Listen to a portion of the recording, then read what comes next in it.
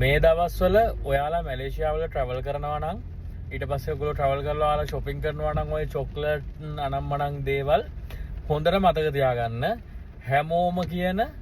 හැමෝම ගිහිල්ලා බඩු ගන්න කියන චොක්ලට් ලාභෙට තියෙනවා කියන හනීෆා එකට වඩා සාමාන්‍යයෙන් මෙහි තියෙන සුපර් මාකට්ස් වල ඒ කියන්නේ අපි ගත්තොත් එහෙම ලෝටස් ජයන්ට් වගේ සුපර් මාකට්ස් වල මේ දවස්වල චොක්ලට් ලාභයි හනීෆා එකට වඩා. මම මේ කියන්නේ 2026 පෙබරවාරි මාසේ 6 වෙනිදා.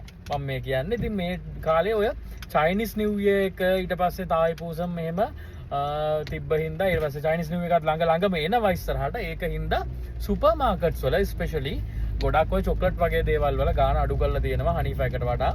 ඉතින් ඔයාලට සංසන්දනය කරලා බලන්න පුළුවන් ගිහිල්ලා සාමාන්‍යයෙන් අපි ගත්තොත් කැඩ්බරි ඩේරි මිල්ක් වගේ චොක්ලට් එකක් සාමාන්‍යයෙන් හනීෆා එකේ රිගිත් 7.50ක් විතර වෙන චොක්ලට් එක ඔයාලට ගන්න පුළුවන් සාමාන්‍යයෙන් ලෝටස් වගේ එකකදී රිගිත් 6.88ට. ඉතින් බොරුවට සෙනගාස්සේ තෙරපෙන්න එපා. මේ දවස්වල ට්‍රැවල් කරන අය ඔන්න ලෝටස් එකට ගියොත් ඊට වඩා අඩුවට ගන්න පුළුවන්.